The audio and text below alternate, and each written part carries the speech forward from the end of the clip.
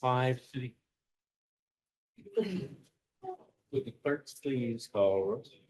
Mayor Edwards, Here. council members Weaver, Here. McCoy, Here. McLenany, Here. Fine, Here. Judkins is here. Thank you. Very good. Would you all rise and join us in the pledge of allegiance?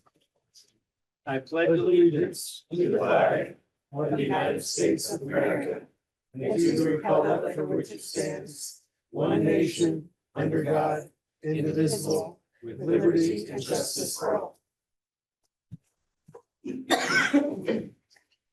I'm not aware of any changes to the agenda. Second. Motion to approve the agenda. Further discussion, seeing one, all those in favor say aye. Aye. Opposed, nay. The agenda is approved. Next up, we have our citizens presentation. This is the opportunity for anyone to approach the council on an item that is not on the agenda. And if you have an item like that, please approach the podium, identify yourself. Pete will be checking online to see if there's anyone online who wishes to approach the council.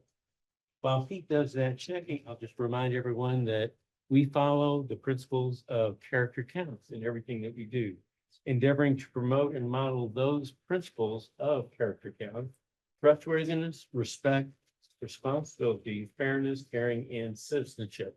So we expect everyone to follow those pillars. Do we have anyone online, Pete?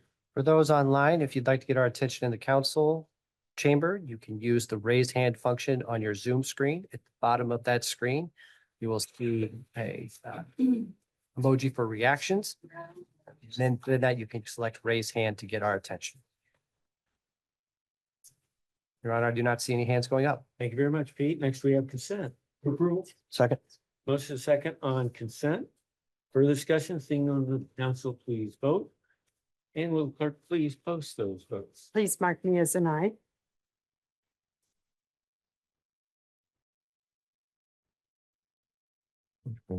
Not good anything. Big guess too. So I guess I can. And consent is passed by a vote of 5-0. Next, we'll move into our presentations. Liz, you're up first.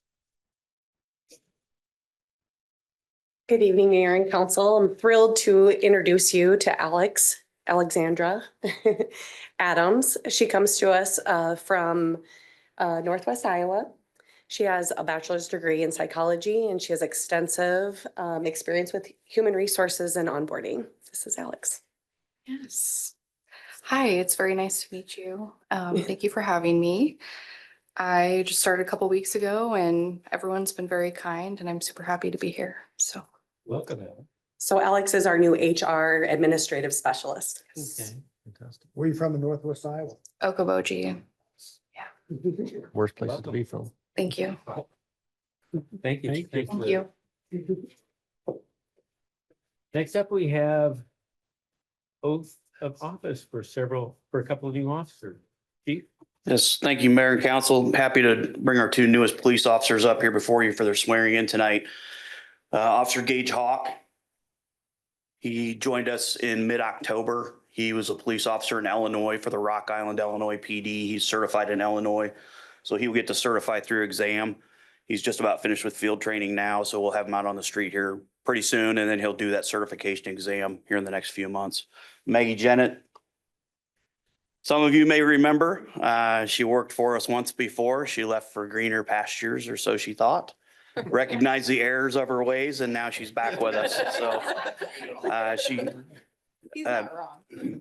Maggie was a quick turnaround to get back on patrol. She's already certified in Iowa, and she knows the city very well. So they're here to be sworn in by the mayor. Good. They're over there. Well, I've got Maggie here first. So we'll start with you. After I say aye, you've done this before. Give your name. If you get that done, I think we can get through the rest of it. Okay. Okay. I Maggie Jenner, do solemnly swear do solemnly swear that I will support the Constitution of the United States that I will support the Constitution of the United States and the Constitution of the State of Iowa, and the Constitution of the State of Iowa, and that I will faithfully and that I will faithfully and impartially, and impartially, to the best of my ability, to the best of my ability, discharge all of the duties of the office of police officer discharge all of the duties of the office of police officer for the city of Clyde, for the city of Clyde, as now and hereafter required by law. as now and hereafter required by law. Congratulations. Welcome back. Thank you.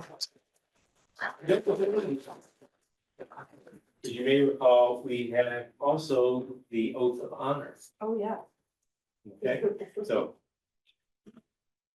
you don't have to remember your name for this. Okay. On my honor, On my honor, I will never I will never betray my badge, betray my badge, my integrity, my integrity, my character, my character, or the public trust. or the public trust. I will always have the courage I will always have the courage to hold myself and others to hold myself and others accountable for our actions. accountable for our actions. I will always uphold the Constitution, I will always uphold the Constitution, my community, my community, and the agency I serve. and the agency I serve. You're sworn in now. Wonderful. We want to get any pictures with both of them together, or do you have family members or anyone here that wants to be pictured with you? You doing badges and Yeah, we can do badges.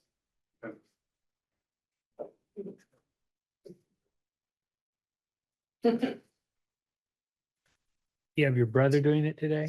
Yeah. You're exactly correct. Younger brother.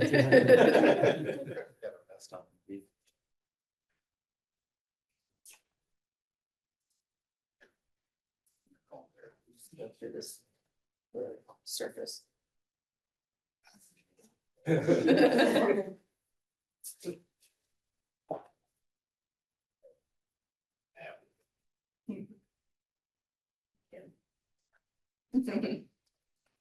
Very good. Did you do a picture, Pete?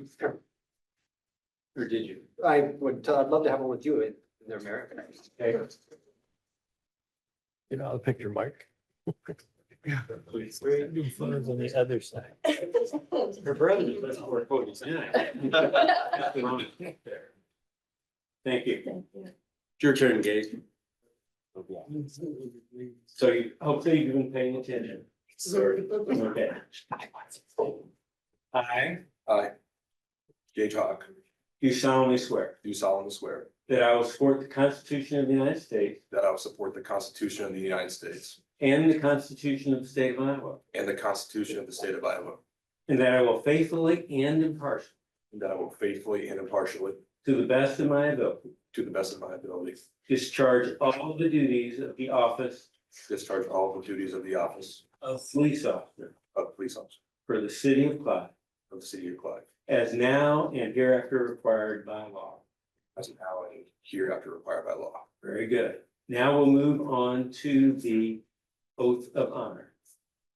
On my honor, On my honor, I will never I will never betray my badge, betray my badge, my integrity, my integrity, my character, my character, or the public trust. or the public trust. I will always have the courage I will always have the courage to hold myself to hold myself and others and others accountable for our actions. accountable for our actions. I will always uphold the Constitution, I will always uphold the Constitution, my community, my community, and the agency I serve. and the agency I serve. Congratulations. Thank you, sir.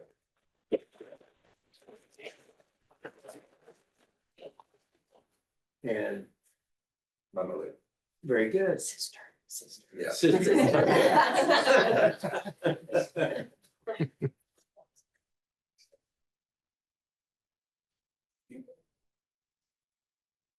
No blood. Good job.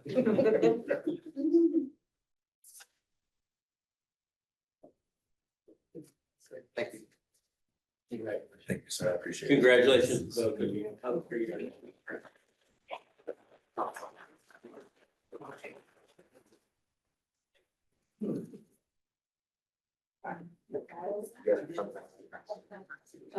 I'm just wondering on the last one, who's the young lady? Is it Cage?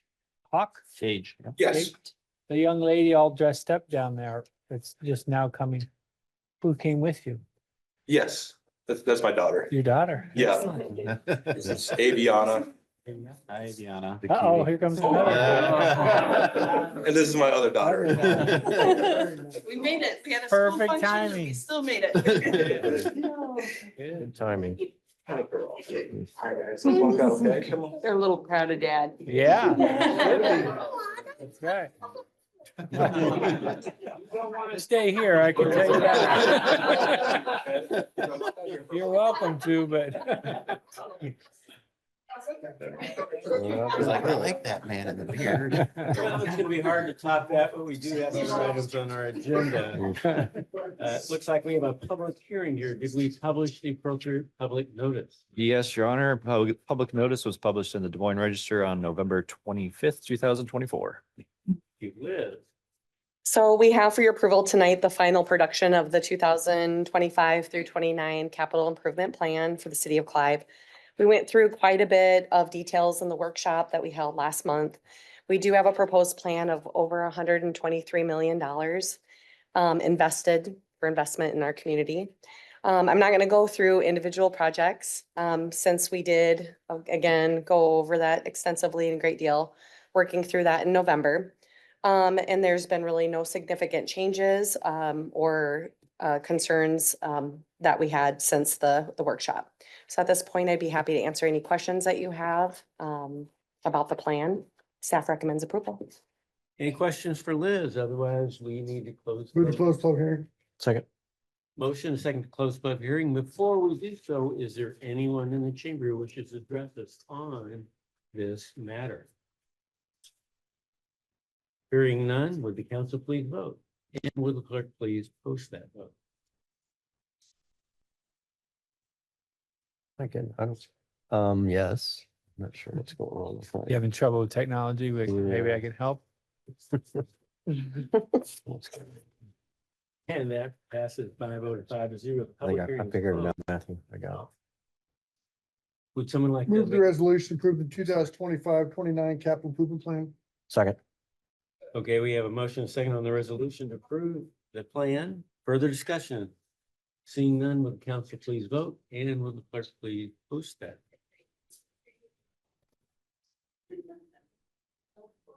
And that passes by a vote of 5-0. Thank you, Liz. Next up, we have a public hearing on our renovations. Did we publish the appropriate public notice? Yes, it was published in the Des Moines Register on November 25th, 2024. Thank you, Matthew.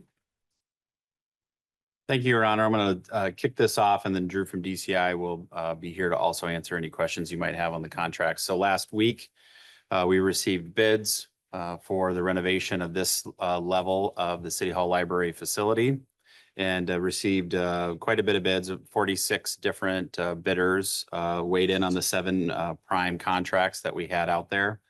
We are ready tonight and recommending award of 6 of those 7 bids. We still have some outstanding questions on one of them, but that won't hold up the project at all. We'll have that back for you likely in January after we get some clarifications on some items that were missed in the bid.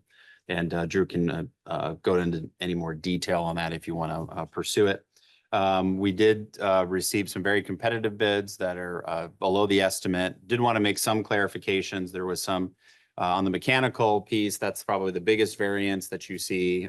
It is the biggest variance that you see in terms of the low bidder versus what we had estimated originally for that. That was primarily because when we originally were working on this upper level, we had a lot more extensive, and I mentioned this, I think, at the CIP workshop in November. We had more extensive renovations for the mechanical work, and we scaled that back quite a bit. DCI was still carrying a per square foot renovation cost of the mechanical, and we just never scaled it back fully after we decided in terms of the design plans to really only replace the rooftop units on this end of the building that's seeing the most work rather than all of them. And so the bids are good. As you could see, the spread that we saw on the mechanical bids were fairly tight together. They were all below the estimate. So we have 0 concerns. DCI has touched base with all the low bidders, including Dahl, that was the low mechanical bidder. And they are very comfortable. And frankly, there's a lot of contractors that are wanted to be aggressive on this bid. They want to see this winter work. So, and Dahl was one of them. You may recall Dahl was a subcontractor on our public safety facility. So we have worked with them before, and actually LA Fulton is also a sub. Well, actually, they were a prime contractor on the public safety facility, so we're familiar with a number of these contractors. Keystone is the general construction contractor across the street for Greenbelt Landing. So I think there was some efficiencies, some advantages that we took. Again, the whole point of doing these projects at the same time is we're able to have some efficiencies with the construction manager on both, same one on both sides of the street. And now we're seeing the same contractors on both sides of the street. So I think we're really excited to move this forward. These contracts the council approves these tonight. This will be the last time you'll be having a council meeting in this chamber. We will be the chamber of this format, I should say. We will be moving the council meetings over to the public safety facility for the first 6 months of 2025. And then hopefully back in here by July or August of next year in a completely reformatted council chambers. And then of course, all the back office areas. This will provide for a much safer environment in terms of layout for both the public and staff for security purposes, particularly for the council chambers. And then some definite efficiencies for the leisure services team that will all be now combined in one location behind a new library circulation desk. So we're queuing everything up for the library to staff to be moving out. If you've walked around behind here, you see there's a lot of things that are gone. The park staff have made a lot of efforts to get things already moving, and we'll have a brief shutdown period for the library from December 24th till January 5th for the library staff to move over to the Harbach Center, but then some temporary walls to be put in, because our goal is to continue to operate the front of house of the library during construction. There'll be some intermittent closures that we'll need to do at the library when we get working on the front entrance points, because we're redoing kind of the alignment of the front entrance. But our goal is to keep the library open as much as possible as it is now. A lot of the programming, though, will move over to the Harbach Center, so we'll be maximizing that space in terms of the programming that's typically hosted over here. So we've got staff already moving over to the Harbach Center, and we're pretty much ready to go. So excited to bring this forward to you and get the construction started. So if there's any questions, please let me know. Also, Drew from DCI is here to answer any questions on the construction manager side. That's all I have, Your Honor. Any questions for Matt or anyone else? Otherwise, we might want to close the. I'll move to close the public hearing. Second. Motion second, close public hearing. Is there anyone in the chambers to address the council on this matter? Seeing none, will the council please vote? And will the clerk please post that vote?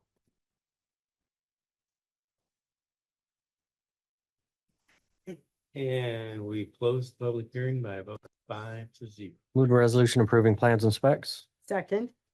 Motion and a second on item A. Further discussion. Seeing none, will the council please vote?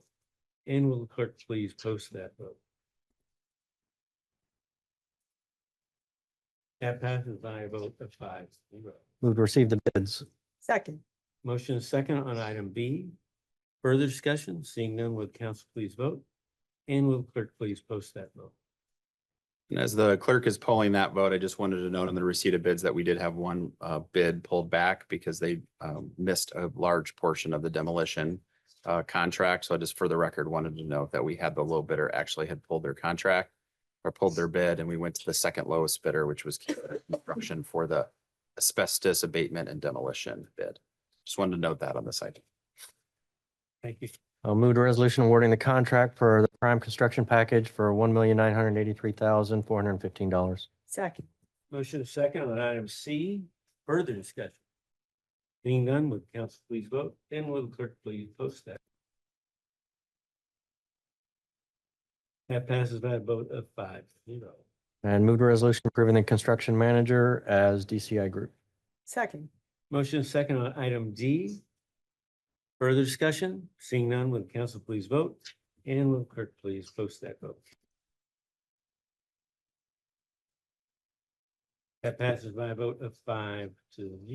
Very good. We'll look forward to that project. We'll have, Your Honor, we'll have then one more contract coming back, and then we'll have some other smaller items related to furniture and also doing some signage work on the exterior of the building as a part of this work. That'll come in separate contracts later in 2025. Next up, we have a public hearing on sanitary sewer lining. Did we publish the appropriate public notice? Yes, it was published in the Des Moines Register on November 25th, 2024. Very good. Thank you. Yeah. Good evening, Mayor and Council, here for the annual sanitary sewer lining program. This year we went out to an area to the east of Indian Hills Junior High. We received 5 bids, low bid from Municipal Pipe Tool. We've worked with them before. The low bid was quite a bit below our engineer's estimate, pleased to say. The bid was actually less than what we received last year on 8-inch lining. So I think some prices are starting to come back a little bit. It's good to see. So with that, Municipal Pipe and Tool is low bid, and we recommend a award to them. Jeff, real quick, what happened, where do we stand with the contract we had last year with the contractor for the lining? There's one that's still outstanding, but that's 2 or 3 years old. Last year was Hydro Clean, last 2 years. Yeah, 2 years ago. Yeah, Where do we stand with that? We need to get back with them and either call the bond or get them to finish it. They're non-responsive to us as of recently. So, yep. I believe they were just, you'd have to look at it. Maybe I'm speaking out of line, but I think they were just involved in a lawsuit on that one. Or something. On something else? collection From. I had not from heard our that. Project from 86th Street. There's an insurance claim from one of the. Insurance claim, yes. Yeah, and now they're going after the bond or. Yeah, we can't get into a lot of details. I've talked to that insurance adjuster. It might be, their story might have been a little different. I don't know where it stands last I have, but I have talked with the insurance adjuster on that. You probably won't be working with that contractor again, I would imagine. That would be my recommendation. Very good. Other questions? Ted? Jeff, can you remind me, is there any disruption to the neighborhood when? For the residential lining, there is a short period of time when they're putting that lining in, a few hours that we ask them, you can use it. It's not that you can't, but if you use it too much, do a lot of laundry, it can back up into your floor drain. So we notify it. Part of the contractor's responsibility are as door knockers to let them know that there'll be a period of tomorrow that the lining goes in, it's inverted, it's pulled through, it's pumped full of hot water to cure it. Once it cures it, they cool it back down. And that's why they like doing the winter, because the cool air helps cool that back down and cure it real quick. And then they have to go in, they have to cut each of those taps out, and they crawl up there with a little thing and get you a video. Sometimes it's just a little, on a crawler, it's got a little drill, it just drills the hole out and drills each tap out as they go through. So there are a few hours there that their service is blocked, but it's not for very long. And contractors have always been very good at working with people. They understand the consequences of not letting them know and what happens if they don't quickly get those restored. A PVC lining, Jeff, or what is that? It's a impregnated liner of some kind that reacts to the heat and the moisture. I wouldn't call it a PVC per se, but it's an impregnated with certain polymers and stuff that react with temperature. Thank you. Do we do any follow-up, I guess, just to ensure that the contractor's doing those communications? Do we do any communications? Yes, to we do. us? Yes, we do. We send out notices.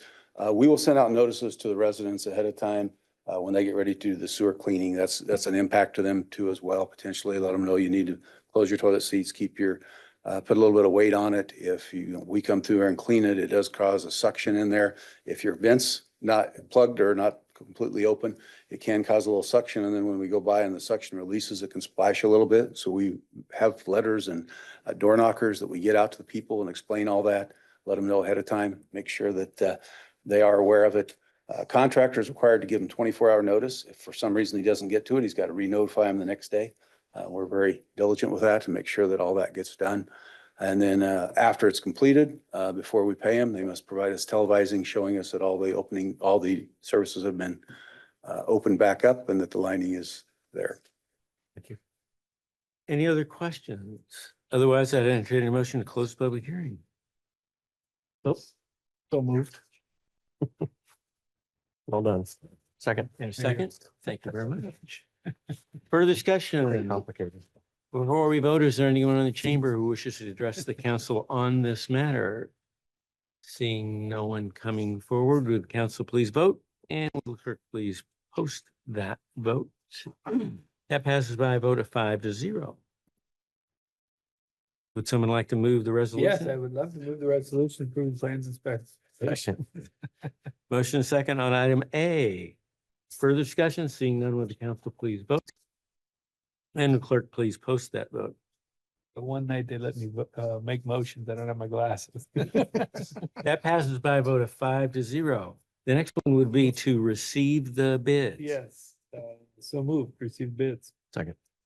Motion is second. Further discussion. Seeing none, would the council please vote? And will the clerk please post that vote? And that passes by a vote of 5-0. Make a motion, resolution awarding contract to Municipal Pipe Tool Company for $150,312.50. Second. Motion is second on the resolution awarding the contract. Further discussion. Seeing none, would the council please vote? And would the clerk please post that vote? That passes by a vote of 5-0. Thank you, Jeff. Thank Good you. luck with the project. Next up, we've got the Greenbelt Music Festival. Alrighty, so before you, we do have a request for approval for the Greenbelt Festival temporary site plan. As far as staff is aware, the first 2 years have gone well for Horizon Events. And they are proposing the same layout as was approved in 2024 for the 2025 event. At this point in time, staff would recommend approval of the temporary site plan. We do have representation from Horizon online if you guys have any additional questions that I'm unable to answer. Any questions? I'll move approval. Second. Motion second to approve the temporary site plan. Further discussion. Being none, would the council please vote? And will the clerk please post that vote? Did you say you had a presentation then? That passes by a vote of 5-0. Gary DeWard he's on the Zoom if in case you all Yeah. have any questions. No, I'm good. Good luck. We'll look forward to the festival this year. Now you'll move on to zoning. That's me. So we have the second consideration for the proposed ordinance number 1156, a zoning ordinance amendment regarding permitted uses in commercial. Just to recap, this considers allowing schools to be permitted uses in the commercial districts. At this point, staff has not received any public comment since the first consideration, and staff does not have any proposed changes. I'll move that ordinance number 1156, having been considered by the council, be voted on for passage prior to its final adoption. Second. Motion is second for the second reading. Further discussion. Seeing none, will the council please vote? And will the clerk please post that vote? And that passes by a vote of 5-0. Thank you, Catherine. Yeah. Next up, we'll look at sidewalk liability. Welcome back, Mark. Good evening, Mayor, council members. I'm here tonight to offer the second consideration for the proposed ordinance amendment for pertaining to sidewalk liability. The city staff has not received any comments or concerns, so we would recommend approval. Thank you, and if you have any questions, I'd be glad to answer them. Any questions for Mark? I'll move that proposed ordinance number 1155 have been considered by the council to be voted on for prior to its passes to its final adoption. Second. Motion is second for the second reading. Further discussion. Seeing none, will the council please vote, and will the clerk please post that vote? Second reading passes by a vote of 5-0. Thank you, Mark. Thanks. Next up, we have just a resolution on Sandtech Consulting Services. Jeff? All right, good evening again. Yes, we have the Little Walnut Creek project going on. Several years ago, couple of years ago, we approved the contract with Stantec. At that time, we knew that the details of what we was asking for were not real specific, but we did know that we were close on what we wanted. We moved forward during the design process. As I think you're aware, we've got a little bit delayed with obtaining permits, going through the DNR process. It took much longer than expected. The consultant is asking for some extra funds to address the project management extension. The contract was originally supposed to have been completed last spring. Of course, we're still finishing it up and hoping to get it tied up and completed here yet this year. During the design process, there was some stream stabilization design that got changed several times by the DNR reviews that we had to go back and make changes on. And then mitigation boundary updates, again, we've had to update that a couple times. We haven't even got it to you yet, but there's been a lot more work putting into it and getting it to you as we've gone through it. And then so to obtain the floodplain permit approval, we did some additional 2D modeling, and that was in lieu to, or was done to prove what we said was there. And in lieu of having to go through and doing some additional design work and some other things, this was actually the less expensive alternative to doing the other thing that was requested by the DNR. So we went through that. This is not the entire request that Stantec asked for. We have worked with them to trim it down to get it to here. And at this point, we feel that it is a fair compensation for the additional work that was required to get to the point we are. Eric. Jeff, what's a revised timeline of the completion of that project? Still trying to get it completed. I don't know that we'll get all the stabilization done and maybe some temporary stabilization, but we'll get the work done and everything ready at this December before the first of the year and get it closed up. We may have to come back in the spring and do a little bit of the final stable seating and get it secured that way. Again, we'll have to then spend the time deciding what's going to be done in the spring that would interfere with the trail coming through. There's no use seeding it just to have them tear it out. We'll have to work through those details as we put that contract together. And that's just the east of Alice's Road area. So this contract with them is for the whole stretch. This includes a lot of work on the west side. Yeah, for the details on that side. The mitigation banking is all on the west side, of course, as we're talking about it. So Our goal is by next summer is to have obviously the east side done and the trail back on the east side, and then bid out, as we talked about the CIP workshop, by next fall, bidding out the west of Alice's Road stabilization. And then the trail would come after that as in 2026. But that's all included in this consultant services agreement. Ted? So for the work east of Alice's Road, do you anticipate any additional amendments, or is this pretty much? we're pretty much done with the design work on the east side. The trail is basically going to be coming to you to set a public hearing, probably here in either the first meeting in January or the first meeting in February. So we're getting close to putting that together. So there's, I don't know exactly how consultants do it, but I know that they had this much allocated and they run out of money for this activity. Their side says, okay, we need to continue working on that. We need more money. Well, this side east is completed. They're not asking for it. Most of this relates to the work on the west side that they had to do several revisions on. A little bit of this, of course, comes from the revision on the east side to get the permit, but there's also a lot of it for what the west side is looking at. So to Ted's question, though, that I understand kind of how all that works, but how much of this was foreseen, right? Or could have been foreseen or should have been foreseen rather than it was an addition. I mean, this is why we hire consultants, right? So they work with DNR or whoever it might be. And they understand what's in front of them and the hurdles. And so those dollars don't creep out. I don't totally disagree, but I think what we went through with the DNR permitting on this was unusual. Was it unexpected? But it was pretty severe to what they requested. They delayed us. You know, typically you submit for it, you should have it within 90 days. We weren't even close to getting it within the 90 days, and that had, you know, that was not anticipated or expected. You know, you're supposed to get it back. That's kind of what they say. So.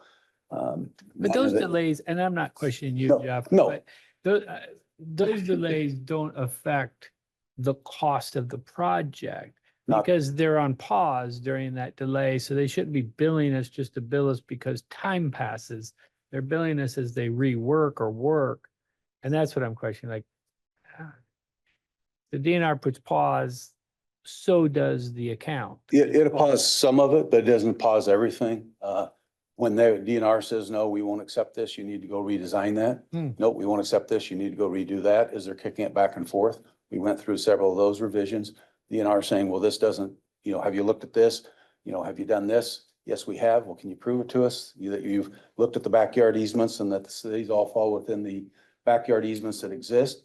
And, you know, according to what they're looking at, it doesn't. And that's why the 2D modeling proved that, yes, we can prove it does do that, but we had to do that in addition to what would have normally been accepted if they had just said, yes, we're within our easements as we This is from Sure. their water division or Yeah, their permitting division. The 2D modeling wasn't in the original scope of this consultant's agreement. And so Hmm. we felt pretty confident that we were good, but they would not confirm that without us showing them in the 2D model. So then that delayed us to have to put that together and more cost. I will say, and Pete touched on this in the legislative priorities that y'all just approved in the consent agenda. This is an item that it comes up, has come up for us a number of times. Now, we know as a city, we're doing some more innovative stuff with stream bank stabilization. That isn't the typical things that are done. I think they're becoming more typical in some communities. But there is definitely some challenges with the DMNR permitting process that then create more costs for communities. And we would like to see a more streamlined process. This could have gone better. And we did, I would say during this too, have some conversations with some individuals above this person that we were working with some supervisors about those challenges. In the end, we're careful, right? Because we know we can't start the project unless we get a permit. So as a city, we're playing that fine game of pushing, saying we think this is unreasonable at the same point of, not getting our permit held up even more because we had a good contractor on board. And this held up the contractor a little bit in the springtime. So there's definitely, to your point, Councilmember McCoy, there was some added cost as a result of which could have been a more streamlined permitting process. I think the city was trying to do what we could, and we definitely with the consultant couldn't foresee the need of like a 2D model that was not even anticipated, shouldn't be necessarily needed for this kind of project, but yet was required of us. I guess in the future, what I'd like to see on an item like this is this to be separated. So what I'm hearing is 209,000 additional dollars. How many of those additional dollars are kind of a change order versus the west side, east side, new stuff, right? Because that quote change order, because of the consultant and DNR, is 150,000 of that. That's a different story. If it's 50,000, okay. I just never had that. I've never had that hurdle with the DNR. That's a strange one to me. Now, in that stormwater permitting area, they're a little trickier to work with, but I've just not had that scenario. So anyways, I'd like it just to be cleared up of how much are you asking additional because of the extra work and how much for the other continue. See what I'm saying? Yeah. We can follow. I don't need that tonight. Just in the future. That'd be good info though. We can break it down now. Yep. We'll follow up on that. Other questions for Jeff? Move the resolution. Second. Motion second on the resolution. Further discussion? Seeing none, will the council please vote? And will the clerk please post that vote?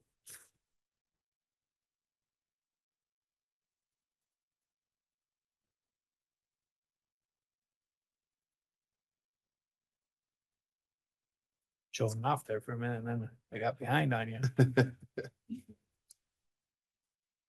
And that does pass by a vote of 5-0. Thank you. Now we have Stormwater Assistance Program grant. Pete? Thank you, Your Honor. This is typically an item that we would have on the consent item, but given that this is at the Michelini household, and we were very happy to work with them, they got a great project, but we needed to pull it out so that Councilman Michelini could stay. If we vote no, does he have to pay the whole thing? What are our options on that? I'll let Councilman Michelini speak to that. If you don't They can't. make a motion, it dies. Well, there you go. Would someone like to make a motion to approve this?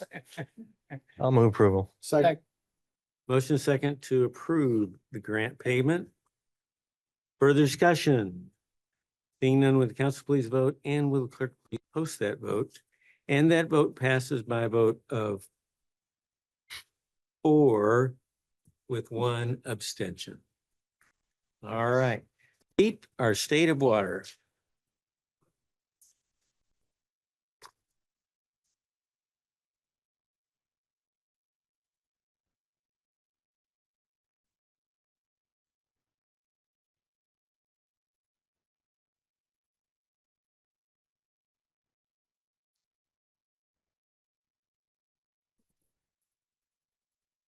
So thank you, Your Honor. So this is the third time that we have made this presentation.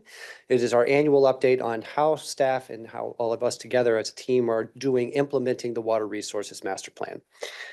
The plan, as you'll recall, has enormous variety of elements. You've got the science that you see represented in that top bubble. You've got the management in the white, and then communications.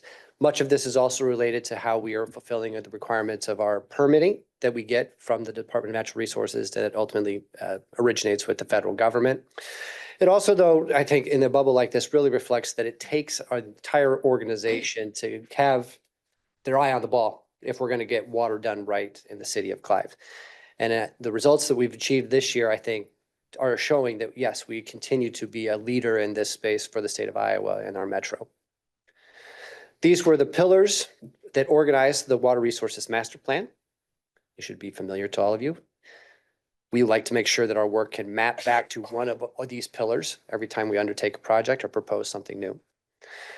This is an item that came from a presentation you all received from Lulu Dickey, that time she was a PhD candidate at Iowa State. She's now the director of Iowa Stormwater Education Partnership.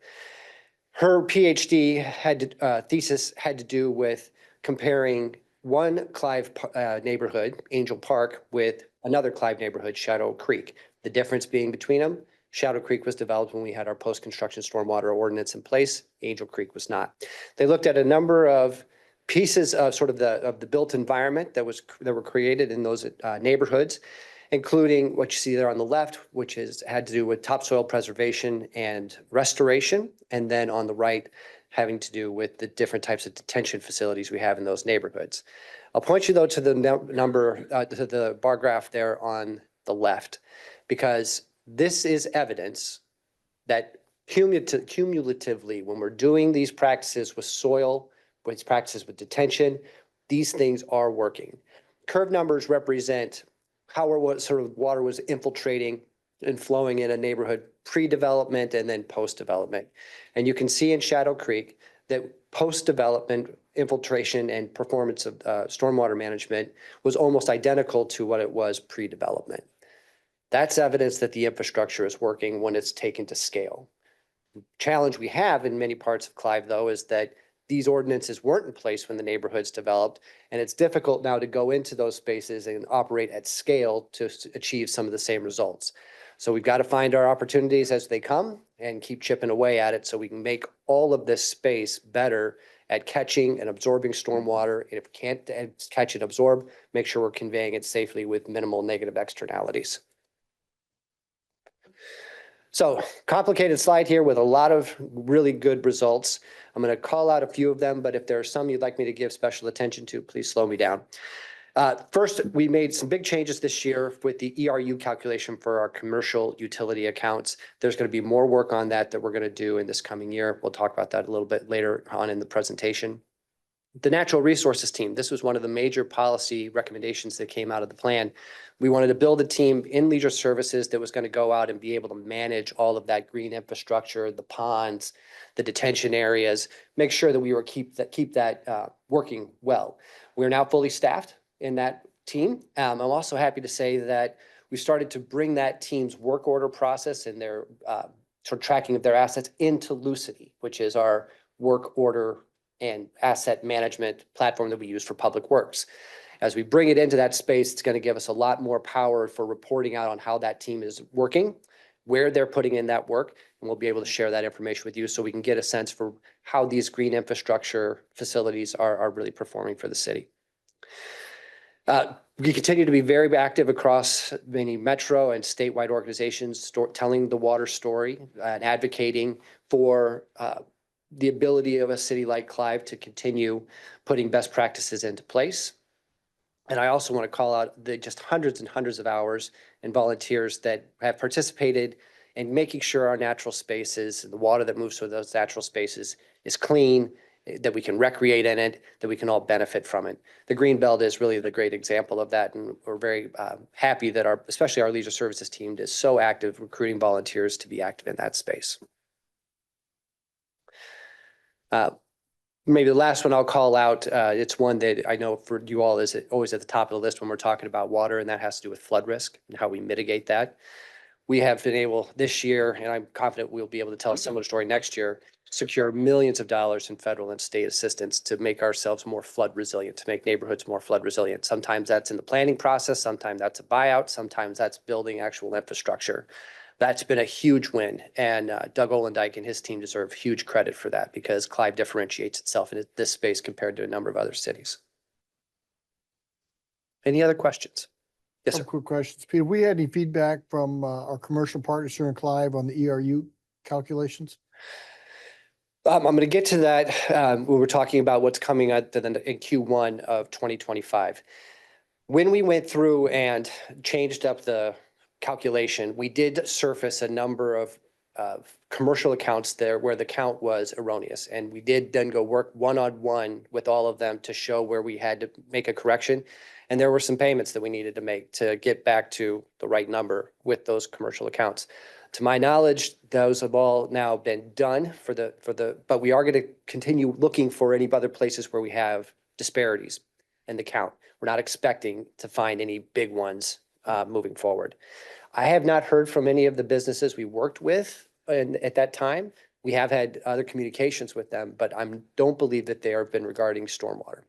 Councilmember Klein, I could say that those went out, those refunds went out last summer. And I would say that the feedback we got was positive, the fact that the city was proactive in identifying this issue and making it whole, making it right. That doesn't happen every time in these kinds of situations. And so I met personally with one of our large business owners where we had a correction to make, and they were very appreciative. Of course, they enjoyed getting a refund and a check, but at the same point, just the fact that the city made this right and all the way, and went back into the history and cleaned it up and made it right. They were very appreciative of that. All good news, guys. All Thank good you. news, yeah. A second quick follow-up question. Results on both the tree sale and the stormwater assistance program. Can you guys give us a quick update on those? In addition, we consider rain barrels for the program? Yes, we have. I've actually got slides on that coming right up. So thank you. Let's start with soil quality restoration from 2024.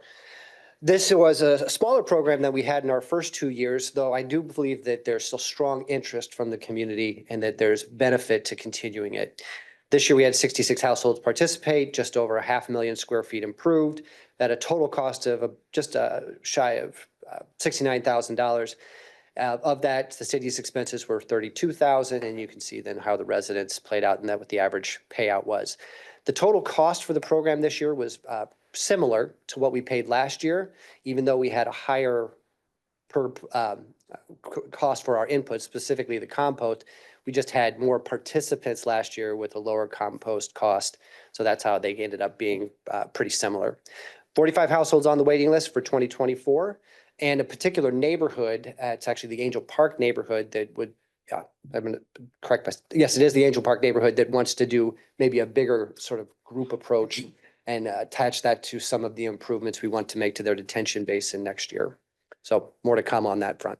How many households does this compare with the first year we did? Is this the second or third year we've done this program? This is the third year that we've done it. You remember off the top of your head, first year, second, third year? Yep. So first year was, and we were paying, we were using grant dollars at that point. So we got 114 households to participate the first year.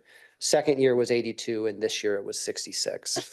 Staying around that 66 number or expanding the program, I guess it's funding based, So there are a couple limits on, I think, how many households we can get done. If we're around that 80 household number, I think that fits because that's how many we can get done in the month of September. Yeah. We don't have a limitless weather window when we can get this done because a lot of folks want to make sure they get overseeding done at the same time, and they don't want to do a dormant overseed. They want to see some germination. That means we've got to take advantage of the growing season that really slows down on us when we get into October with the threat of a freeze and less daylight. So I think that that's about the right size. We put $50,000 aside as budget for this program, and we haven't hit that number from the city's expense side yet. But I would expect that the input costs are going to continue to rise. The last 2 years, we've been really fortunate to have a great contractor in an A+ Lawn and Landscape. They're tooled up with the equipment you need to be able to knock it out in a month and to not put a big lift on the city's shoulders in terms of having to stockpile material. They take care of all of that. They can get it to all the different locations throughout the city efficiently. They've got the communications in place so that they can let neighbors know when they're going to be getting out there to do the aeration and then follow up with the compost. So it does take a great partner to keep those costs under control. Are we putting that out to bid each year? Yes. Is there any possibility or value in doing it like a 2-year contract to maybe reduce some of the costs if we can lock them in for 2 years? Happy to consider that. Yes, I think that could be. And if we can get better, price per square foot or however we're pricing it Yep. over a 2-year span. Yep. If they're willing to sort of map out that far or take that risk of estimating where their costs are going to be, then I think there could be some real advantage. The only thing you have to just be careful with that is making sure you know the number of households. Like we knew when we bid it out, we kind of know what the square footage and the number of households is going to be in that bid. We won't necessarily know, like, for example, if we did it in 25, maybe it's 60, maybe it's 70, maybe it's 50. Sure. Now, again, as long as it's not a huge variable, right, that contractor is going to pretty much have a linear foot cost or a square foot cost. Yep. As long as it isn't a huge jump, like way back up to 114 or a big drop to 30, that may lose, it might be, they might bid protection Yeah.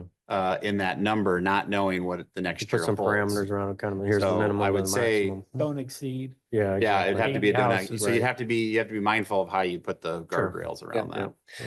For comparing 23 and 24 with A plus, in 23, they bid 11 cents a square foot installed. This year, we were at 14 cents. So there hasn't been a big split between those 2 years. We'll need to stay close to them here as we get ready for 2025, just to make sure that there isn't some new cost that they hadn't anticipated or some new reason why we'd see a bigger jump in what they'd be proposing or somebody else would be proposing. I think on the input side, right, I'll speak from another, but on the input side, you'd probably be better off with that too, right? We could lock in a cost Would love for to do 2 that. years Mhm. on the input, on Right. the compost itself. Or a fixed Um, cost. Then. Yeah. You know, the Yep. production target, you know. you Yeah, need then to we hit. know we're hitting this. Yep. Yeah. Now, I do want to full disclosure on this when it comes to what is the benefit of soil quality restoration. So Councilman Weaver, you had asked me specifically to start calculating this, and there's you see at the bottom of this slide.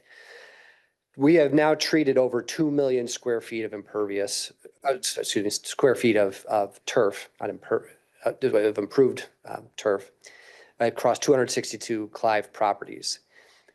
It gets complicated when you start doing the science of what does that mean in terms of infiltration. But if you have a half-inch rain event, each of those events, we presume, infiltrating approximately 655,000 gallons of rain per event. The reason that number like that gets a little bit different, a little bit strange, is because we can't say with confidence what the soil conditions or what the organic content conditions are on every yard in Clive. We can't say if they've been compacted because somebody's been rolling over them with a big tractor since the last time we were out there, or that all that organic material that we introduced is still in place. There's going to be quite a bit of variability. What we can be more confident about, I think, is that one of the results of this program has been raising quite a bit of awareness among neighbors about things they can do at their yard to help improve the overall performance of Clive's watershed. And that education has a value, I think. We've seen it in the resident survey results where people are now thinking more optimistically about our watershed and ways that we can be good stewards of it. I think that next year, spring, when we're out there promoting the program, certainly when we are out there doing the SQRs, I want to make sure we get even more signage out there so people have that neighbor-to-neighbor experience, can talk to their neighbors about why they decided to do it, and just quickly learn from snapping the QR code all the benefits that can come from doing SQR. That's a great story to share with our residents. I think, 655,000 gallons, Per event. rains per event. How can we get that message out? I think it's with our watershed partners, the Walnut Creek Watershed has been a great partner organization for us, ISWEP. We continue to be leaders on that. And then we have pushed this program relentlessly through the newsletter because we know we always want to sell out as best we can. We want to get up to that 80 household number every year. And so I think that's probably the best way to go about doing the storytelling. Yeah, newsletter, website, or Yep. ways to push this news Yep. out. And then the signs, they are incredibly popular. I have a quick question. Yes. I've been told that there is legislative discussion about somehow restricting or reducing stormwater utility fees. Is there anything we need to be prepared for in terms of timing? Could there be some impact on our ability to carry this out? I'm going to talk about that here at the end of the presentation as one of the things coming at us in Q1. We'll be following anything happen in the legislature very carefully to have a sense for what its effect could be on this FY 25-26 budget, including the stormwater utilities budget. We may not have a perfect picture of what that will be if they decide to take a big swing at it. But I'm hearing the same things, Councilwoman, that discussion about controlling rates and future rate increases, potentially additional language that would limit some of the practices that cities could implement. So all of that is still on the docket potentially. You know best. You know best. Tree sale. So this was our first year of the tree sale. We took a sort of an incremental approach here. We wanted to go smaller before we decided to do something bigger. So this year we limited ourselves to 50 trees. They were high quality trees, 1.5 inch caliper. We sold them each at a very steep discount, $75 for each tree, no matter what the tree variety was. You see the 5 there. The 5 species we selected, we had 10 of each and ended up selling 37 of them, but everything got planted because we've got plenty of space to plant trees in Clive on our public property. No more river birch. No more river birch. That's the big takeaway. The plant tree as well. I think the plant tree is a species that people don't recognize it. And so people were a little bit concerned. It is an overstory tree. It gets to be a really big and beautiful tree. This one, if I remember right too, has like the autumn brilliance. So it's a real pretty color in the fall. But they're the species that people knew, they were happy to plant them. So we look forward to year 2. We're anticipating a scale similar to what we achieved in year 1. Let's make sure we could sell all 50 before we decide to go bigger than that. SWAP program. So this is one that the McElhaney family was just able to take advantage of. I want to credit my colleague, Julia McGuire for her excellent work here stewarding this. She has been in constant contact with all of these neighbors, calling and asking and then talking to their landscapers, and it can get complex. We're learning a lot as we get through these first grants. We've got 5 completed this year through November 2024, but there's another 5 that are still in progress but haven't been completed as of November 2024. The McElhaney project would be one of those 5 that isn't reflected in those bullets on totals that we've total project cost and total city contribution. Those are just the projects that were already, the 5 that were already completed. Scale wise, this feels like we've got something that's still sustainable. We haven't been overwhelmed with requests. We've got some improving, I think, though, that we can do in sort of the workflow on this, communicating to residents and making sure also that we're helping residents connect with landscapers that really have some experience in this space. It's not the right thing. It's not the jam for every landscaping company to go out and build a rain garden or get into some of these native plants, native plantings. So if we can direct people to firms that have done the work, have a good track record of doing the work, I think that's going to help us improve efficiency in the grant program. Natural resources team. This is similar content to what I shared last year, but this was a major investment that we have made as a community. That team of 3 people has been out working very hard. I think some of their best work that I saw, some of the most beautiful work, was the condition of the bioretention cells on Clark Street. They were the ones who were responsible for that. Even going the extra mile and pulling out some of those large dangling blazing stars and now going back and replacing them with a dwarf variety so they're not just dangling all over the place. We're Finding snakes in those bioretention cells. I have not found any snakes in the Good, bioretention good. cells yet. Yep. There's never a lack of work for this team. You can just think about all the work that we have around trees on public land, and they're trying to manage that in addition to wrangling the goats. So this is a team that's In the staying winter? busy. Excuse me? Even in the wintertime? Yes, so even in the wintertime, because they've got snow responsibilities there in the wintertime. So they're staying plenty busy. That was kind of the double when we went this route. the advantage for the parks team is obviously we have the load in the summertime, but then also with the number of streets and cul-de-sacs, we've added out there because the parks team is complementary to that and the snow removal team with Public Works. That is the effort in the winter time, as well as other things that you can do in the winter months in the Greenbelt area in terms of dealing with, drainage issues, things like that, that you can do when the ground is frozen. So we definitely are taking advantage of kind of both sides of the coin here with this team, which is great. Yep. With the goats this year, the size of the herd was smaller than it has been in previous years. So we had 5 adults and 3 kids who were working through the summer months, and they were able to repeat graze across about 10 acres. That's a smaller number of acres than we've had in prior years. So I haven't talked with Caleb and the team sort of about what their hopes are for the size of the herd. In the past, I know we've had, when our herd was larger, we were able to get to about 20 acres, and that has to be repeat grazing that happens if we're going to get that honeysuckle under control. What I can confidently tell you, just from my own observations, but then also talking with Caleb, is that the repeat grazing is working. We do have the honeysuckle coming back, but it's much, much smaller. And we have a lot more light getting down to that forest floor, encouraging the growth of the native species that hold those soils in place and decrease the likelihood of really damaging erosion. It's not the only way that we go in and manage. There's still going to be the herbicide applications in places. There's going to be the forestry mower, a lot of work that needs to be done to keep those spaces looking good. But the goats have been a solid piece of it.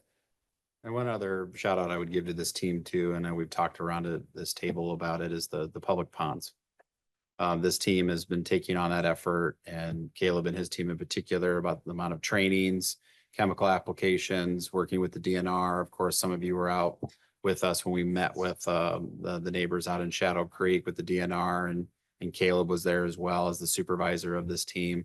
That's going to be a big effort for this team too, in terms of those publicly owned ponds, and not just the Shadow Creek area, but throughout the community. And that is the responsibility of this team. So we feel, as I shared with those neighbors at that point in time, I think some of them had, and Councilmember Weaver and the mayor can attest, they had some skepticism. Is the city committed to this? And I said, this is why we put the resources in this type of team, is to show the community that we're committed to doing the best management practices on these facilities. And so it was, Caleb was there, and I'm really interested to see with the trainings and what we've learned from the DNR and the application practices that they've shared with us, that we're going to see some fruits of that labor next spring when we hopefully not have a repeat of what we've had out there the last couple of years.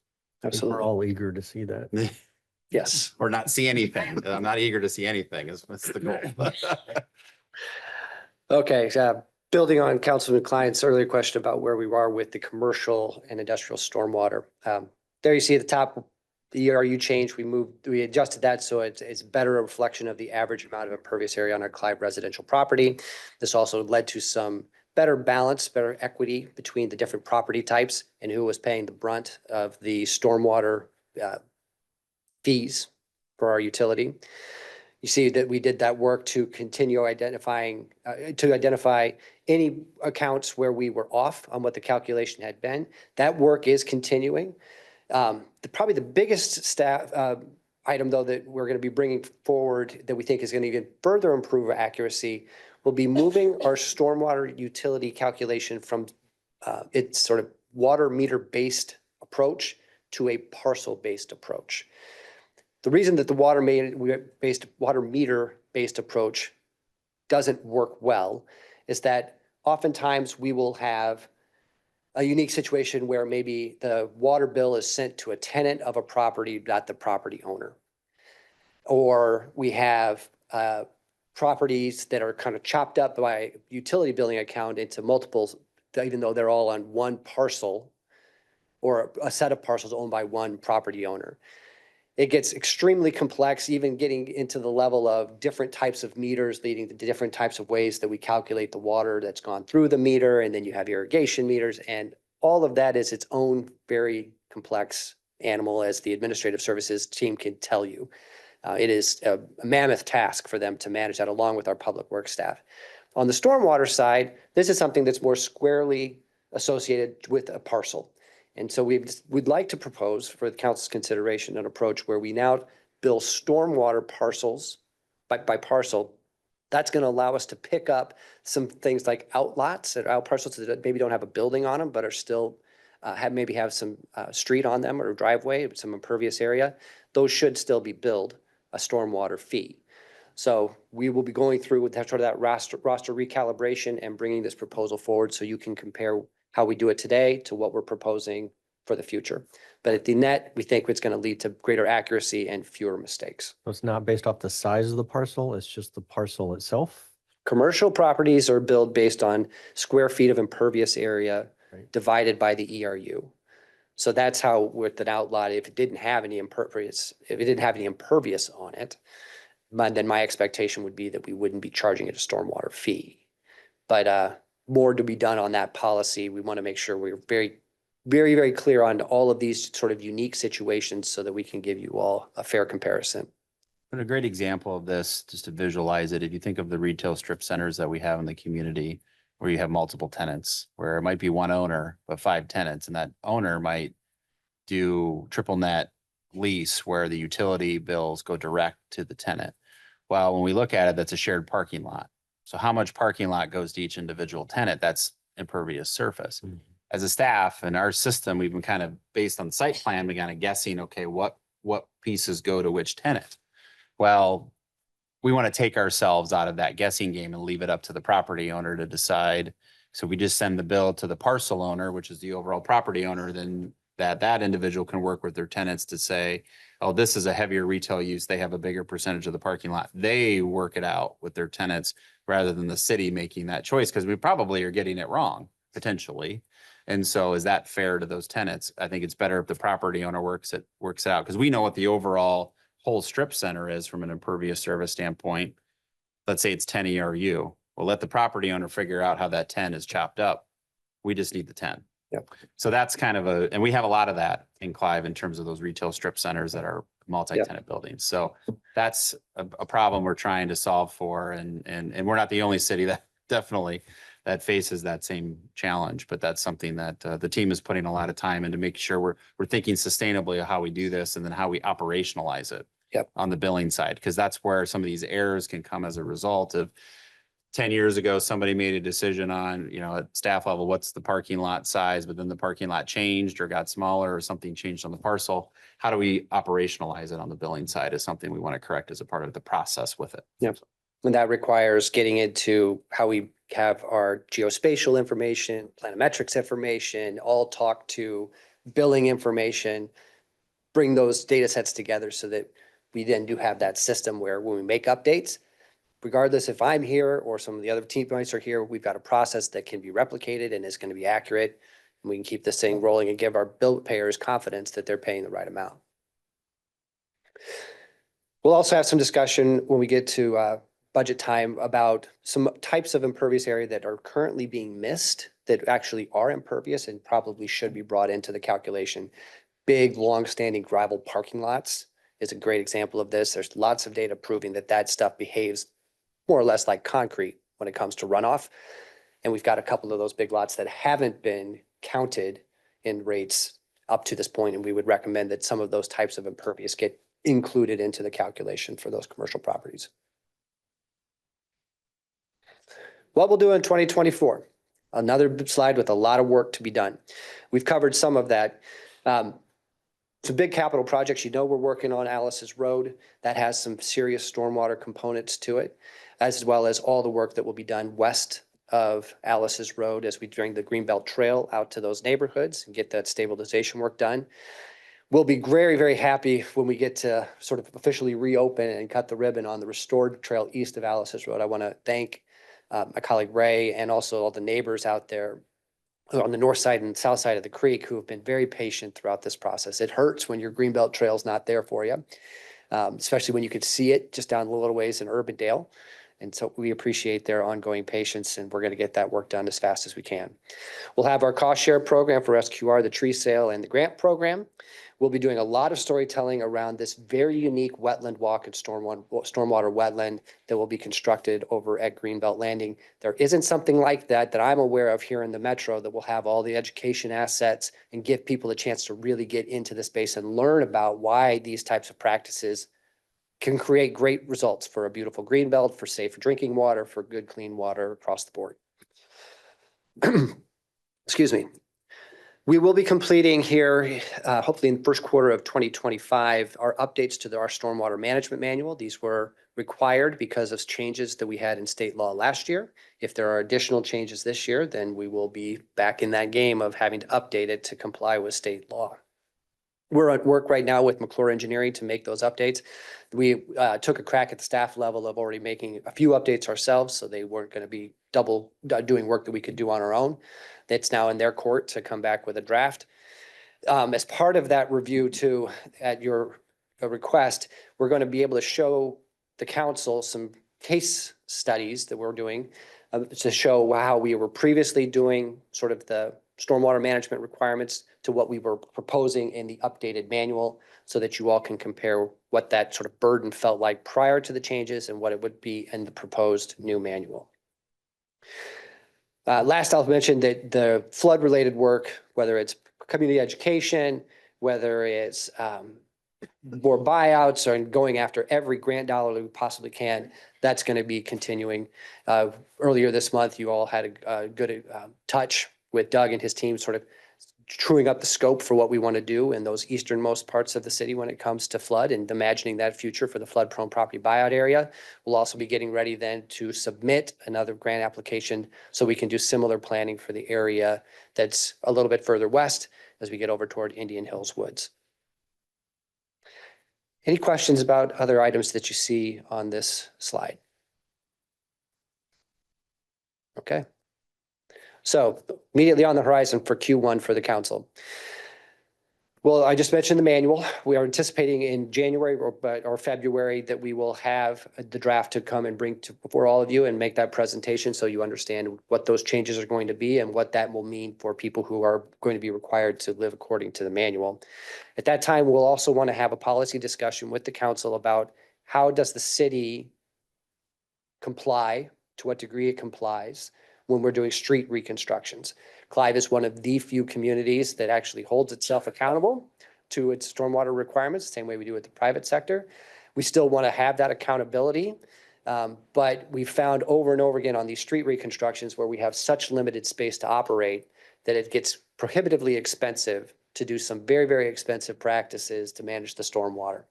When we have space, it gives us a little bit more breathing room to come up with cost-effective solutions.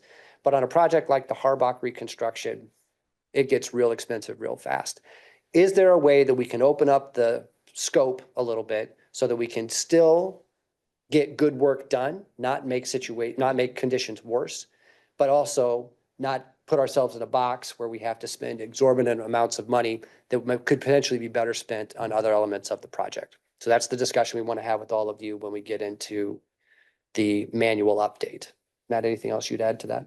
I think that's one that we've, as we're looking at these reconstructions in neighborhoods, right? We've tried some practices like we did Clark Street. Of course, we get into other neighborhoods and then the first thing they say, well, we don't want certain things. I think we're recognizing that neighborhood reaction that we're hearing and want to find maybe strike a better balance than where we're at today. And so this manual update is an opportunity for us to present that to you, to have that policy conversation and make sure we're putting, we know the resources are going to get more and more constrained over the years. We want to make sure we're putting them on target and not spinning our wheels in terms of what the neighborhoods might or might not want to see with some of these street reconstructions. We want to get more of the street reconstructions done. So that's something that at the staff level, we've been wrestling with, and we want that to come to head with this manual update. Did we ever do that AAR with Clark Street residents? Not with the residents, but thank you for reminding me of that, Councilman, because we have committed ourselves to making sure that you all have a report from staff on the performance of the stormwater bioretention cells. So what I could say is, speaking with Ray and the Public Works team about this, during this past year, they did go back and do a little bit more curb grinding in areas to make it easier for more of that stormwater that's coming down the hill to make its way into some of those cells. At this time, though, we don't have the as-built depths of those cells, which then means we have a harder time calculating what the total volume of water is that it is potentially infiltrating in different types of events. So as part of our normal inspection process during the winter months, when we can get in there, assuming there's no snow in them, we're going to go out and actually do a little, shoot some grades, get those depths calculated for the different cells so that we can come back to you then with a calculation of how much water is actually getting into them and being infiltrated. Pete, once we have that information, Ted brings up a good point. What are we, 1 year, 2 years into that project? Yeah. Whatever it is, that might not be a bad idea. Just, 4 years. Actually, 5. It's been a- We It has bid it been. out. We bid it out More than a late couple. 2019.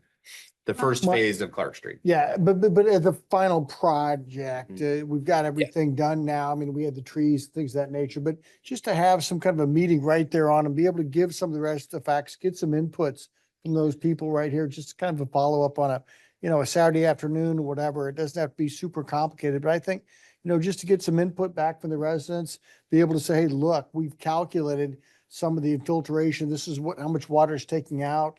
What's your thoughts on this? Are we doing it right? Are we doing it wrong? Mhm.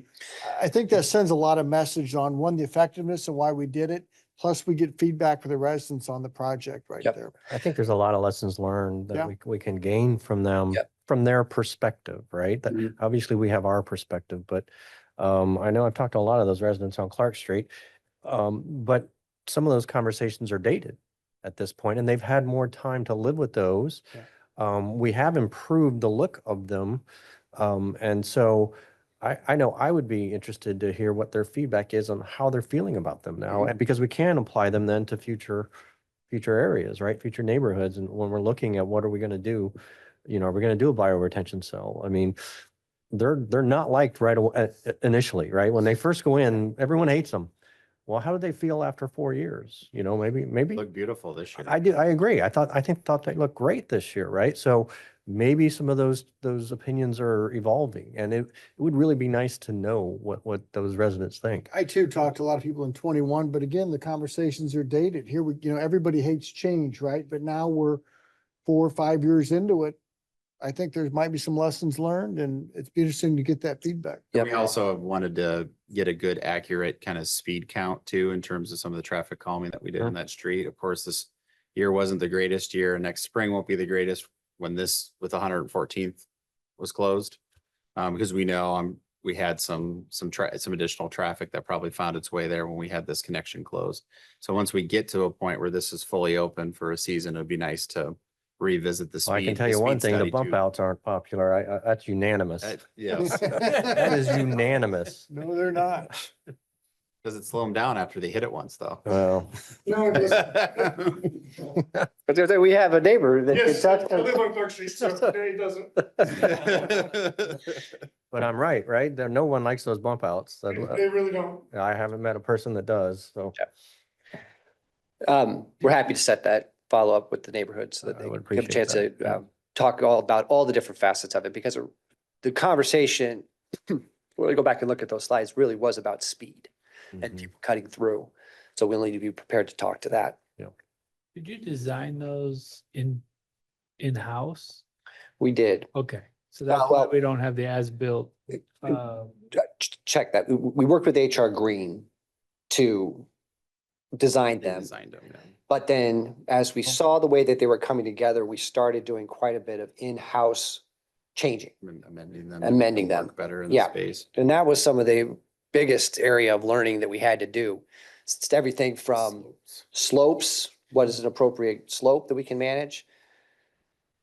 Tons around how do you create an edge that then a person can mow around and really maintain their piece of it.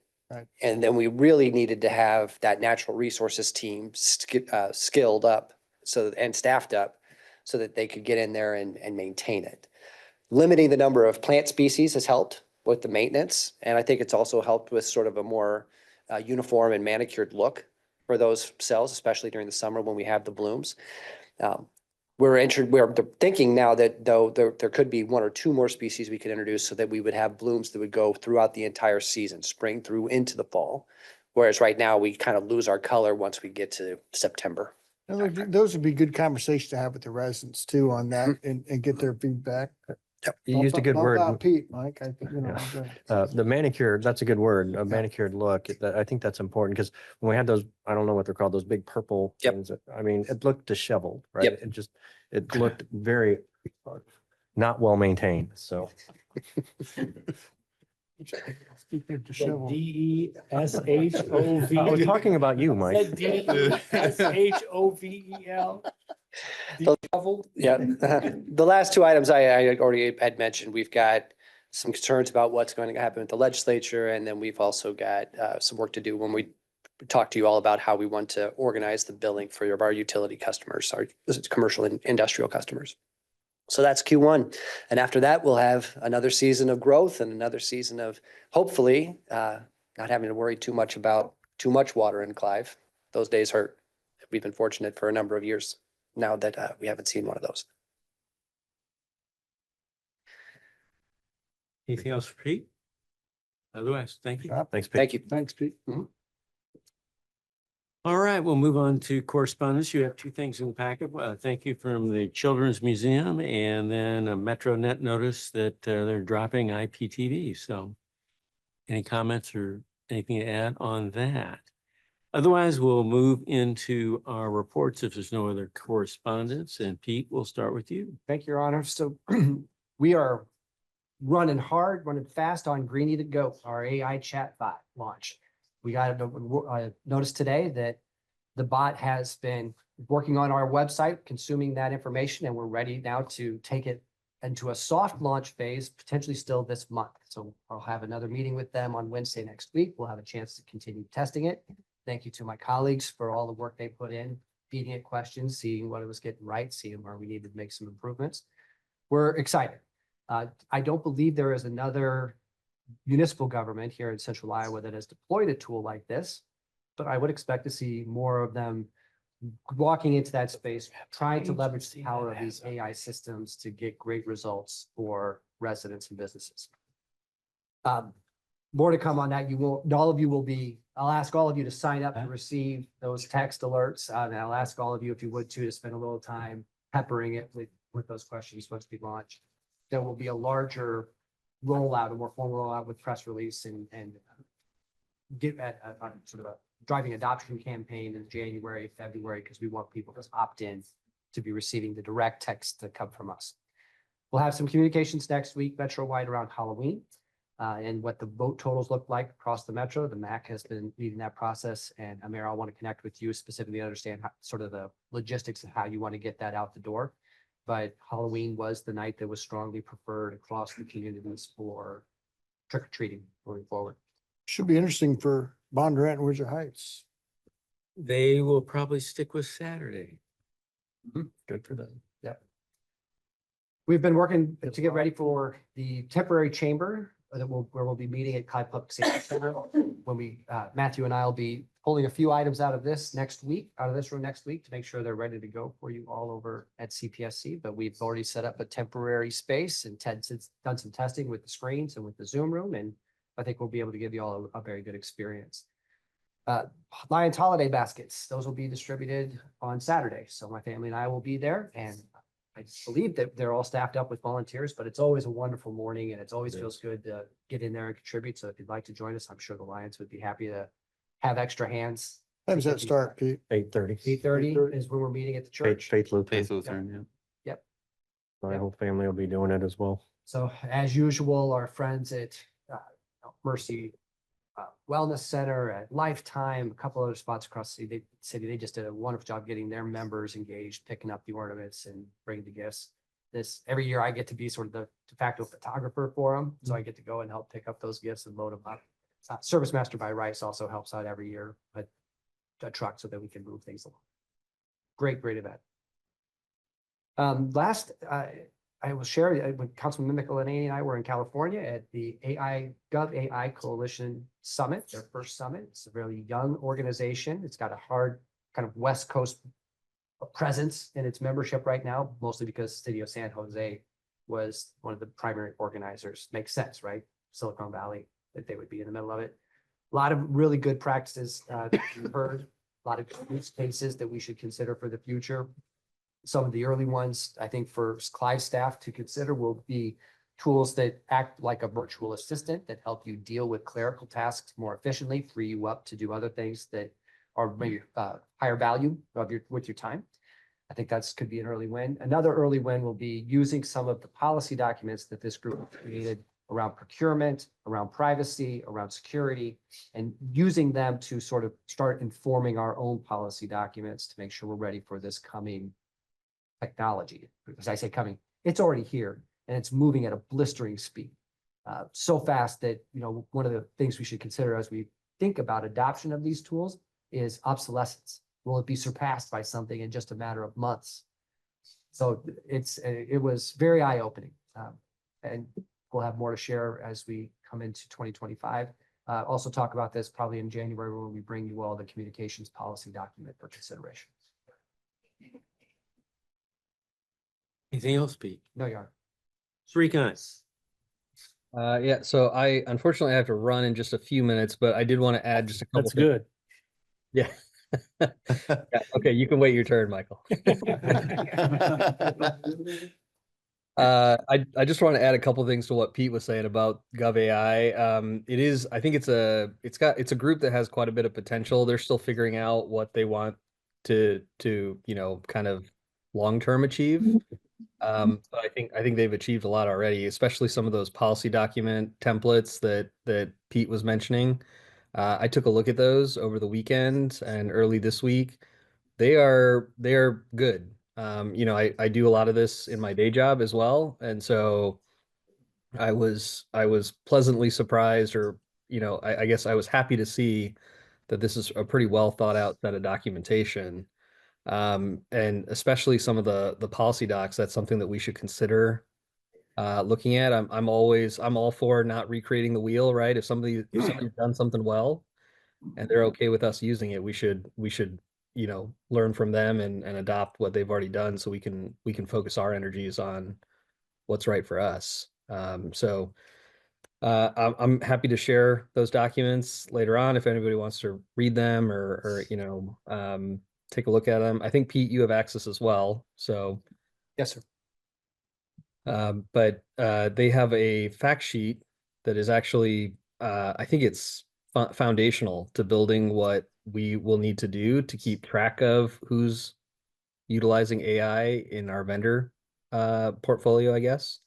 But then to Pete's point, a lot of this technology is moving so fast. Like we were talking about generative AI at the summit, but then there was there wasn't a lot of discussion on agentic AI, which is actually the kind of the next iteration.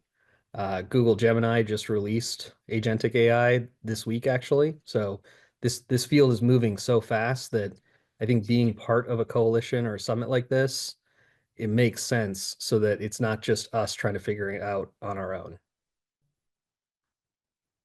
That's all I have. Thank you. Any questions, comments for Srikant? Ted? Okay, so Clive Community Foundation met on Tuesday. We had the kind of annual event of distributing the grants. Did a record this year of about $52,000. John, Susan, and Matt were all there as well. Handed out grants to, I think it was about a dozen recipients. All have some connection to Clive. They all got up and kind of gave their little spiel on what they do to help the community and what they would be using the funds for. And it's just always a really neat and just a rewarding event. Very inspirational what a lot of these folks do. So really a neat event. So that was Tuesday. And then also on Tuesday, Icon Water Trails Board met. Have met all of our fundraising goals for the year. So we've raised over $100,000 in just private fundraising financing. So the private sector has definitely stepped up to partner in that project. And then there's an annual fundraising event. It's kind of like a gala, if you will, kind of like the Bravo Gala that's done in October. I wasn't able to attend because we had a council meeting that night, but that raised almost $200,000 as well, I think. So, so that was very, very successful and met all their goals as well. So all the projects are on track. There's 4 main projects. Or the executive director, Stephanie, will be in, I believe, in January. Next council meeting. Okay, so she'll be in to kind of brief the full council. The one project that's furthest along is the Scott Avenue, which if you're not familiar with where that's at, it's basically, if you think about Principal Park and Mullets right there. So that whole area, and it's on track and on budget and moving forward well. So I believe the first phase of the ribbon cutting for that will be August-ish of next year. So we'll start seeing some progress. Each year there'll be other things coming online and activated as we go, as each phase gets met. So, but everything's moving along and we seem to be making good progress. That's all I have. MPO's quiet. MPO's quiet. We have no meetings in December. And the last meeting in November was uneventful. So. Good to hear. Yeah. Thank you. Eric. A couple of things, Mayor. Pete and I attended the Great Des Moines Partnership breakfast that opened up there and unveiled the legislative priorities that's been shared with everybody. Got a chance to visit with Majority Leader Winchell a little bit and conveyed some of our thoughts on that. So we're continuing to work on that as everybody's aware of. Also attended with Councilwoman Judkins, the Chamber's breakfast this morning, and our own Chief Rayberg was the illustrious speaker, received a standing ovation for his comments. So did a nice job with that breakfast, and Chief did a nice job as well. Thank you, Eric. Susan. Well, Bravo has announced their grants for the year. It was kind of interesting, after they'd been approved last week, we ended up having to have a special meeting on Monday because they have changed some of the evaluation of how to make the grant awards. Instead of being based off of budgets for expenses, they took a stronger look at actuals. And is a good move, we think, but they realized that since some of their approach is to do no harm, there were some organizations that were going to receive as much as a 10% reduction.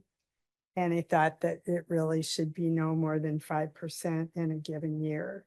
And so we came back and approved that change. So it still fell within the overall intent of awarding no more than $5 million. So it's just slightly less than that. And you can see the full list in the business record as of about 9 or 10 hours ago, if you'd like to see those. We don't have a Clive-based entity receiving one of those awards, but the city has gotten a nice award that Matt may want to talk about a little bit. So then the Finance Committee, which is the subcommittee that I sit on, also met this week. And there continues to be conversation about the potential for some reduction in funding coming to Bravo. They are seeing some slight reduction already, not related to any city taking any action yet, but because of the timing of cash flow, more cities are going to a monthly basis, and that's having an impact. So at least they're thinking that's why. It's kind of interesting that there isn't a full sense of that yet. But I think our occupancy numbers are still pretty good in Clive, and I can't imagine we're any different than anybody else. So not really sure about that. So Catch Des Moines went from a quarterly to a monthly, so from disbursements. FYI. interesting. In terms of the invoicing to the cities. Right. So as you know, I'm the vice chair of the Polk County Homeless Coordinating Council, as well as sitting on a strategic planning governance committee, and a couple of other things. The mayor sent out an invitation for people or somebody to participate from the city in an upcoming session to take city insights. And I can go to that, but would welcome anybody else who wants to present. And that's next Friday at 8:30 Good morning. AM. Yes, Which one? it's an hour. 8:30 to 9:30. Okay, that's it. Michael, Do I have anything? anything legally related you would like to share? Me? No, I'm looking at the council. Go ahead, Mike, if you We want. know your legal problems. Thank you, Michael. I have no report, Your Honor. Thank you very much. Matt? To Councilmember Judkins' point, we did receive a grant for a mural to do another mural over at the Harbach Center, this one on the exterior. The idea is on the kind of the back side, and I don't know if Richard, you want to speak a little bit more to it, but on the back side of the building on the basically the garage doors of the apparatus bay. I don't know if you want to mention a little bit of what kind of conceptually we were thinking about, but the Bravo gives these kind of public art grant award specifically to the city members. And this year we applied and received one. I don't know if Yeah. you give a little more detail. So what we want to do is kind of take advantage of the work that we're going to be doing in Lynn Ann Park and find a better way to tie the park renovations together with the community center in the old fire police station there. So we applied for a $10,000 grant to do a mural on the backside of the former rec bay, or I guess now the rec bay doors. So we'll actually work with, do a call for artists and find an artist to do that there. Actually, the grant itself came with additional $3,500 to pay a small stipend to get 3 concepts, as well as to help engage the community in the development of this art as well. So we're very excited about that. And we think it'll be a great way to tie the park renovations that are going to happen in 2025 together with the existing work that's happening at the Harbach Center. When you say backside, you mean the north side of the? Yes, yeah, the north side, yep, by kind of back behind there. The park. Yep, away from the street. What kind of concept are you thinking, Richard? We haven't really got that far yet. You know, one of the things we want to do is, and we appreciated Bravo's kind of insistence on working with the community to do that. So we'll work together to put together a process, hope to get 3 finalists, working with the neighborhood, the public art board, to come up with some concepts that could be on there and give a small stipend so we can kind of see and what make these the best for that park. Be great if the artist was a Clive resident too. Absolutely. I think, you know, I think we have some great mural artists in the community that I think hopefully we can find a way to get out to them and they can be part of that submission process. Thanks, Richard. Yep. Thanks, Richard. Again, just a reminder, of course, our next council meeting will be over at the Public Safety Center in the training room. With that set up, one thing I wanted to mention, and I mentioned in my weekly update to you, is that we'll have a number of items related to Alice's Road at that meeting. Looking to set the assessments. I know we talked a little bit about this at the CIP workshop. We know we have some residents out there that'll be very interested in that particular subject. And we are now sending the packets out to those property owners along the Phase 1A boundary regarding temporary construction easements and right-of-way acquisition that we need associated with that project. So what we also are going to be looking at doing is, at least at some point, setting the proceedings, and it's more the goal is to not have to use this at all, but at least not put us in a spot where we're waiting on acquisitions, is having an eminent domain process start in parallel, hoping that we never have to use it, because we want to make sure we hit the bidding window for the street reconstruction project. So this is very typical. That is done with, we had to do this with the Meredith project, if you remember, with a particular property owner where we weren't able to get temporary construction easements from. So that will be also coming likely in January or February. Again, our hope is to never have to use it, because we want to be, we want voluntary acquisitions with these property owners, but at the same point, it's a $7 million road reconstruction project that we want to make sure we're hitting that spring bidding window to get a good contractor in place and hit the construction schedule for that season. So again, those are not decisions that we take lightly or recommend to you lightly, but that's why I wanted to kind of give you a preview or a heads up that that is coming. Related to Alice's Road in the future here, the next council meeting, the next probably couple of council meetings. Also wanted to mention too is, I know it's a little bit early in the year, but working through the strategic planning workshop schedule, I have some feedback on some dates. I know we've already got some conflicts maybe with one of the dates, so I will go back and probably get some more dates for the potential of what that could be in August, September timeframe. I know we're a little early on that, but I know that that schedule fills up pretty quickly. So we'll also try to get that figured out here in early 2025. And then with that, I'll be out of the state here over the next week and a half. And so Pete will be the acting city manager while I'm gone, and I'll be back in the office the day after Christmas. So that's all I have, Your Honor, unless you have any questions. Anything for Matt?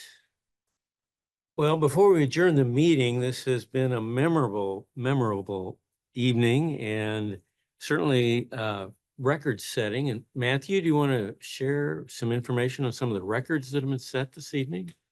I'd be happy to. This is the first time in Clive's history we had a 5-page agenda. This is the most consent items we have ever had on an agenda. And the packet was the first time we've ever broken 1,000 pages. And the mayor read every single one of them. Oh, wow. Thank God we don't print them out anymore. 1,186 to be exact. Yep. Although if you look at the floor in Matthew's office, some of it's printed out. That was you.